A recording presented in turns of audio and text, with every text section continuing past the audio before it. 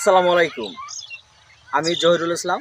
বরাবরের মতো আজকে আরেকটি নতুন ভিডিওতে সবাইকে স্বাগত জানাই। সম্মানিত দর্শক ভাইরা, আসলে আমি যে জায়গায় দাঁড়িয়ে আছি সেই জায়গায় আমার বাড়ির পাশে একটা জমি, ধানের জমি। এই ধানের জমিতে একটা চমক লাগিয়েছে। সেটা হলো আসলে আমন মৌসুমে যে নতুন একটি জাত লাগালে যে এত ধান হয়, আসলে আমার মানে বিশ্বাসই হচ্ছে না। আমি কিন্তু আমার ভাইয়ের সাথে, আমার ভাই কিন্তু ক্যামেরাম্যান, সে ধরে আছে। আমি ডাইরেক্ট ধানের জমিতে চলে আসছি।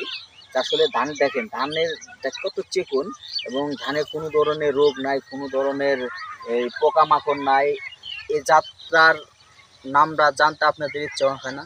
এটা আসলে নতুন একটি জাত, ৭৯ আমন মৌসুমে সর্বোচ্চ একটি ধানের ফলনের জাত।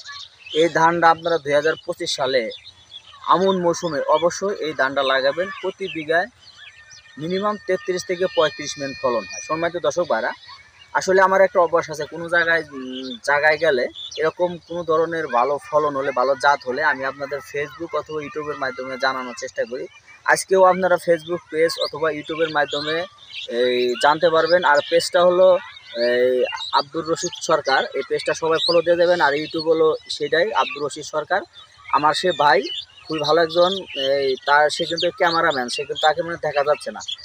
ভাইয়ের সাথে এই বেড়াতে আসে ভাই বললো যে ধানের ফলনটা খুব ভালো হয়েছে। আমি আমার মাধ্যমে এই ভাইয়ের পেজে এই ভিডিওটা করতেছি।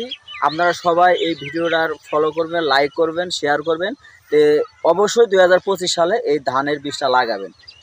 ৭৯ জাত, ফলন খুবই ভালো, ধানটা খেতে সুস্বাদু। আমি গতবারও লাগাইছিলাম, এবার আমি লাগাই নাই, তবে আমার পাশে যে আমার ভাই আছে সে ভাই লাগাইছে। সবাই ভালো থাকবেন, সুস্থ থাকবেন। আসসালামু আলাইকুম।